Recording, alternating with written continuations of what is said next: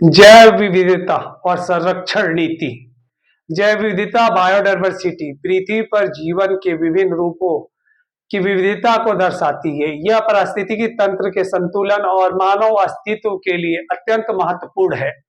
लेकिन बढ़ते शहरीकरण, वनों की कटाई, जलवायु परिवर्तन और अन्य मानव जनित गतिविधियों के कारण जैव विविधता संकटग्रस्त होती जा रही है। इसलिए वैश्विक और राष्ट्रीय स्तर पर जैव विविधता के संरक्षण के लिए विभिन्न नीतियां और कार्यक्रम चलाए जा रहे हैं। संयुक्त राष्ट्र संघ के तरफ से, यूएनओ के तरफ से, और जो है ना नेशनल सरकार, मतलब अपनी देश के सरकार और हर देशों में, पूरे कंटिनेंट में चलाए जा रहे हैं। और हर देश अपने अपने तरह से अपने प्रयास कर रहे हैं कि इसका जैव विविधता के संरक्षण के लिए, बायोडायवर्सिटी के संरक्षण के लिए। और इस पे कई सम्मेलन भी हो चुका है, जिसमें इसी सम्मेलन पे इस पे ये भी जोर दिया गया है कई सम्मेलनों में कि वैश्विक तापमान को कंट्रोल किया जाए, शहरीकरण को रोका जाए। इंडस्ट्रियल रिवोल्यूशन जब आया था 18वीं शताब्दी में, उसके बाद से जो औद्योगिक क्रांति के बाद से जो वनों का विनाश हुआ और बायोडायवर्सिटी वाले जो क्षेत्र थे वहां पे विनाश हुआ, उसको जो है ना इंडस्ट्री रिवोल्यूशन के अकॉर्डिंग उससे पहले लेके जाना है वैश्विक तापमान को, और जो है ना बायोडायवर्सिटी वाले जितने भी क्षेत्र हैं उनको संरक्षण देना है। तो ये जो है इसमें काफी जो है ना अंतरराष्ट्रीय स्तर पे और राष्ट्रीय स्तर पर भी प्रयास हो रहे हैं। जैव विविधता की परिभाषा और प्रकार अगर हम देखेंगे तो क्या देखेंगे? जैव विविधता का अर्थ है जैविक जीवन के विभिन्न स्तरों पर विविधता से है, जिससे जीन, प्रजातियां और पारिस्थितिकी तंत्र शामिल होते हैं। जैव विविधता के प्रमुख कारक। जैव विविधता का अर्थ है जैविक जीवन के विभिन्न स्तरों पर विविधता से है, जिसमें जीन, प्रजातियां और पारिस्थितिकी तंत्र शामिल होते हैं। अनुवांशिक विविधता, जेनेटिक डायवर्सिटी की बात कही जा रही है। किसी भी प्रजाति के भीतर जीन में विविधता, उदाहरण गेहूं, चावल और अन्य फसलों की विभिन्न किस्में हैं। और प्रजातियां विविधता, स्पेसीज डायवर्सिटी की बात है। पृथ्वी पर मौजूद विभिन्न जीव और वनस्पतियों की संरक्षण की भी बातें की जाएगी, जैसे उदाहरण के तौर पर बाघ, हाथी, आम का वृक्ष, नीम आदि का वृक्ष को संरक्षण देने के लिए विश्व स्तर पे पहल किया जा रहा है।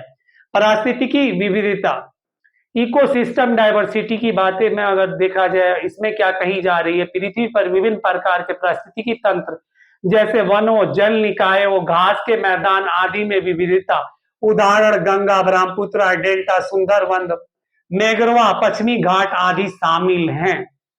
समझ गए? और इसमें यह भी लक्ष्य रखा जा रहा है संयुक्त राष्ट्र संघ के, यूएनओ के तरफ से, क्लाइमेट चेंज जितने भी और जो सम्मेलन हो रहे हैं वहां पे जो ग्लेशियर पिघल रहे हैं, जो क्लाइमेट चेंज जो हो रहा है और वह जो प्राकृतिक आपदाएं आ रही हैं, उसको रोकथाम के लिए जो है ना क्या क्या कदम उठाया जाए, इसके भी पहल किए जा रहे हैं। जैव विविधता का महत्व अगर हम देखेंगे तो क्या देखेंगे? पारिस्थितिकी तंत्र सेवाएं, इकोसिस्टम सर्विस क्या है? समर्थन सेवाएं, जैव विविधता, पोषक चक्र, परागण और जल चक्र जैसी सेवाओं में मदद करनी है। पता है कि जल भी खत्म हो जाएगा, पता ही है जल जीवन है, आप लोगों को पता है ना, इसका भी संरक्षण किया जा रहा है। और नियामक सेवाएं कौन कौन से? यह जलवायु को संतुलित करती है, जल स्रोतों की शुद्ध बनाने रखती है, और यह प्राकृतिक आपदाओं से बचाव करती है। देखिए अब जैव विविधता का महत्व इतना है, और क्योंकि ये देना भी चाहिए इसका, क्योंकि पता ही है कि जो है अगर इनका संरक्षण नहीं हुआ तो पता है कि आप लोगों को जो है एक तरह से पॉल्यूशन फैलेगा, पराबैंगनी किरण आएगी पृथ्वी पे, और जिसका जो है ना पूरा पृथ्वी जो है विनाश के कगार पे जाएगा। समझ गए ना? जीव जंतु बचेंगे ना, मानव जाति बचेगी ना, पेड़ पौधे ना, पहाड़, कुछ भी नहीं बचेगा। ग्लेशियर पिघलेगा, और जो समुद्र के अंदर जो बसे हुए देश हैं सबसे पहले तो उनका विनाश होगा। ठीक है? और चक्रवात आएंगे, तरह तरह से भूकंप, अभी भूकंप के भी झटके आ रहे हैं, विनाश के कगार पे दुनिया जा ही रहे। तो इसको जो है ना एक तरह से कंट्रोल करने के लिए सम्मेलन किए जा रहे हैं, और इसके लिए जो है ना ठोस कदम उठाए जा रहे हैं, याद रखिएगा आप लोग। और इसमें यह जलवायु संतुलन करती है और जल स्रोतों को शुद्ध बनाए रखती है और प्राकृतिक आपदाओं से बचाव करती है। आर्थिक महत्व इसका अगर हम देखेंगे तो औषधि पौधे, कृषि, वानिकी और मत्स्य पालन के रूप में जैव विविधता का बड़ा आर्थिक योगदान है। समझ गए, ये भी इंपॉर्टेंट है।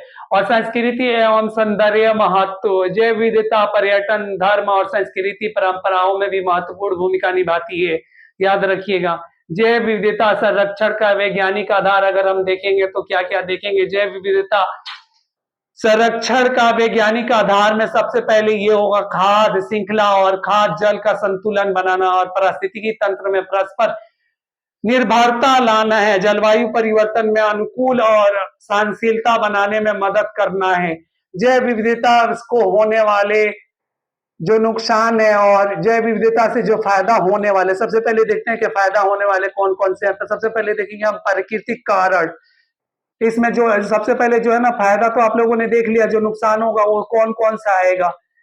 सबसे पहले जो है ना ज्वालामुखी विस्फोट और फिर भूकंप, बाढ़, जलवायु परिवर्तन और प्राकृतिक की आपदाएं आएंगी, चक्रवात का आना, तूफान का आना, बाढ़ का आना, समझ रहे हैं ना। मानव जाति का जो है ना एक तरह से किससे होगा, मानव जनित कारण होगा। ये वनों की कटाई, कृषि शहरीकरण और औद्योगिकरण के कारण होगा। ये कौन कर रहा है, मानव के द्वारा हो रहा है, मनुष्यों के द्वारा हो रहा है। प्राकृतिक आवासों का विनाश और मनुष्य जो है ना, आपने सुना है कि सनम हम तो उस डाल पे बैठे हैं जो खुद ही अपने हाथ से ही काट डाले। तो वही ये मनुष्य ऐसे डाल पे बैठा हुआ है कि अपने हाथों से ही अपने डाल काट रहा है, सुना है ना आपने।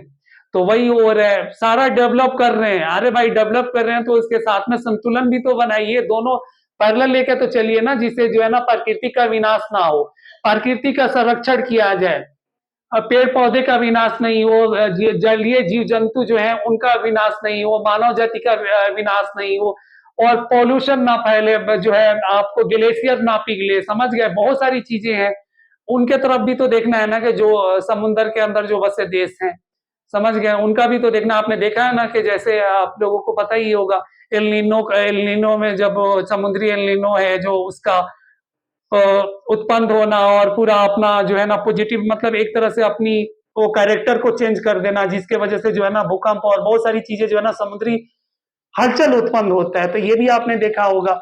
और जो आप लोगों ने सुनामी का भी देखा होगा, कैसे आया था, अमेरिका से लेके एशिया तक पूरा तबाह किया था, आप लोग को याद होगा ना।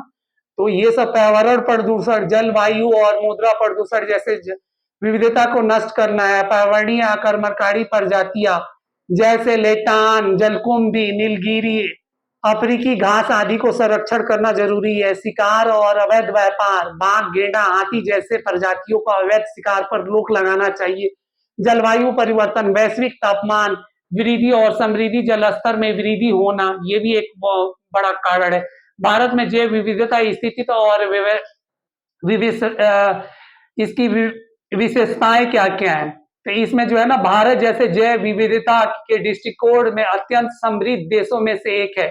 इसमें मैंग्रोव बायोडाटा, मतलब बोला जाए इसके अगर बायोडाटा अगर भारत का देखा जाए तो इसमें कौन कौन से समृद्ध देशों में तो आया जाता है, और इनका भारत अपना जो है ना उन देशों में शामिल है जहां पे मैंग्रोव प्रजाति की जो है ना संरक्षण मिलता है, जहां बायोडाइवर्सिटी है। मैंग्रोव बायोडाइवर्सिटी वाले 17 देशों में से एक भारत भी शामिल है, याद रखिएगा। और भारत की जैव विविधता hot spot biodiversity, hot spot in India, Bharat में 4 प्रमुख जैव विविधता हॉट स्पॉट है। हिमालय सबसे पहले आएगा, इंडो वर्मा क्षेत्र आएगा, पश्चिमी घाट आएगा, सुंदरवन और अंडमान निकोबार द्वीप समूह शामिल हैं इसमें। और राष्ट्रीय जैव विविधता समृद्धि, भारत में लगभग 45,000 से अधिक पौधों की प्रजातियां और 91,000 से अधिक जीवों की प्रजातियां पाई जाती हैं। और भारत वैश्विक जैव विविधता का लगभग 7.8% हिस्सा रखता है।